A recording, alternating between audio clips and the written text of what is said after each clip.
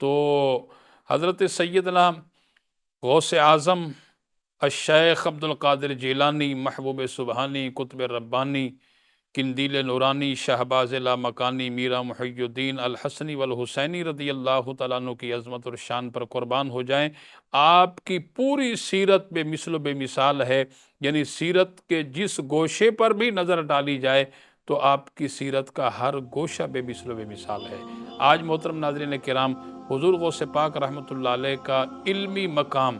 کیا تھا، ہم اس پر بات کریں گے۔ حضور غوث پاک رحمۃ اللہ علیہ کی جو علمی صلاحیت تھی وہ بھی یقیناً بے مثل و بے مثال تھی، اور قربان جائیں آپ صبح کا جو وقت ہے، آپ صبح کے وقت تدریس فرمایا کرتے اور تمام کتابیں آپ درس نظامی کی پڑھایا کرتے، اور اس کے بعد جب تدریس کا سلسلہ مکمل ہوتا اس کے بعد حضور غوث پاک رحمۃ اللہ علیہ درس قرآن بھی دیا کرتے۔ آپ کے ایک مرید جو کہ علامہ ابن جوزی رحمۃ اللہ علیہ کے شاگرد تھے، آپ نے محترم ناظرین کرام علماء سے یقیناً علامہ ابن جوزی رحمۃ اللہ علیہ کا نام نامی اسم گرامی سنا ہوگا، جو کہ بہت بڑے امام، بہت بڑے عالم دین اور بحر العلوم، لیکن بنیادی طور پر اگرچہ ان کی سوانح عمری کا مطالعہ کیا جائے، ان کی ہسٹری کا مشاہدہ کیا جائے تو علامہ ابن جوزی رحمۃ اللہ علیہ بزرگان دین کی مخالفت کیا کرتے تھے۔ اگرچہ ان کا وہ ماضی پہلے کا دیکھا جائے تو وہ بزرگان دین صوفیاء کی مخالفت کیا کرتے تھے، مطلقاً وہ ان کا مقصد یہ تھا، کہنا یہ تھا کہ یہ صوفیاء جو ہے وہ ان پڑھ ہوتے ہیں، اس لیے جو ہے میں ان کی مخالفت کرتا ہوں۔ چنانچہ علامہ ابن جوزی کے شاگرد نے ایک بار علامہ ابن جوزی کی خدمت میں دعوت پیش کی۔ وہ دعوت یہ تھی کہ آپ جو ہے وہ میرے مرشد گرامی کے آستان پر چلیں اور آپ جو ہے ان کی محفل میں شرکت کریں۔ علامہ ابن جوزی نے کہا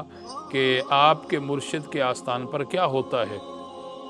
تو آپ کے شاگرد نے بتایا کہ حضور وہاں درس قرآن کی محفل ہوتی ہے۔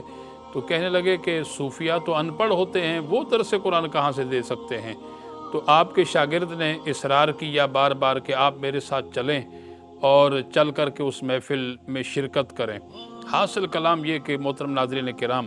علامہ امام ابن جوزی رحمۃ اللہ علیہ اپنے شاگرد کے ہمراہ حضور غوث پاک رحمۃ اللہ علیہ کی محفل کے اندر، آپ کے درس کے اندر جو ہے وہ حاضر ہوئے، اور حضور غوث پاک کے درس کا جو طریقہ کار تھا وہ یہ تھا کہ قاری قرآن کلام الرحمن کی آیت کی تلاوت کرتے اور حضور غوث پاک رحمۃ اللہ علیہ اس آیت قرآنی کا ترجمہ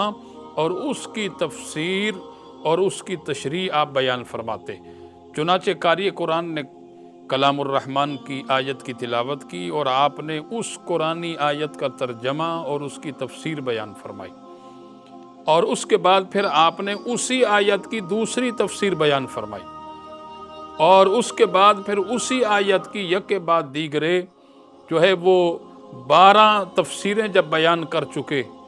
اب اس کے بعد جو ہے وہ 13ویں تفسیر جب بیان کی تو علامہ امام ابن جوزی رحمۃ اللہ علیہ کے شاگرد نے اپنے استاد محترم سے یہ کہا کہ حضور یہ ارشاد فرمائیے کہ میرے مرشد گرامی نے ایک ہی آیت کی یہ جو 12 جو ہے وہ تفسیریں بیان فرمائی، کیا یہ آپ کے علم میں ہیں؟ تو آپ نے فرمایا کہ ہاں، یہ تو 12 کی 12 میرے علم میں ہیں، لیکن اس کے بعد جو 13ویں تفسیر بیان کی ہے یہ میرے علم میں نہیں ہے۔ محترم ناظرین کرام، قربان جائیں حضور غوث پاک رحمۃ اللہ علیہ کے علمی مقام پر کہ اس کے بعد یہاں سلسلہ موقوف نہیں ہوا، یہاں سلسلہ ختم نہیں ہوا، بلکہ حضور غوث پاک رحمۃ اللہ علیہ نے اس کے بعد یکے بعد دیگرے وہ اسی ایک ہی آیت کی تفسیریں بیان فرما رہے ہیں، یکے بعد دیگرے 40 تفسیریں بیان فرما دی، اور اس کے بعد جب علامہ ابن جوزی نے علمی مقام دیکھا حضور غوث پاک رحمۃ اللہ علیہ کا تو بے ہوش ہو کر کے آپ کے قدموں میں گر گیا اور اس کے بعد جو ہے اس نے سچی توبہ کی، اور توبہ کرنے کے بعد حضور غوث پاک رحمۃ اللہ علیہ کے علمی مقام کو دیکھ کر آپ کا سچا غلام بن گیا۔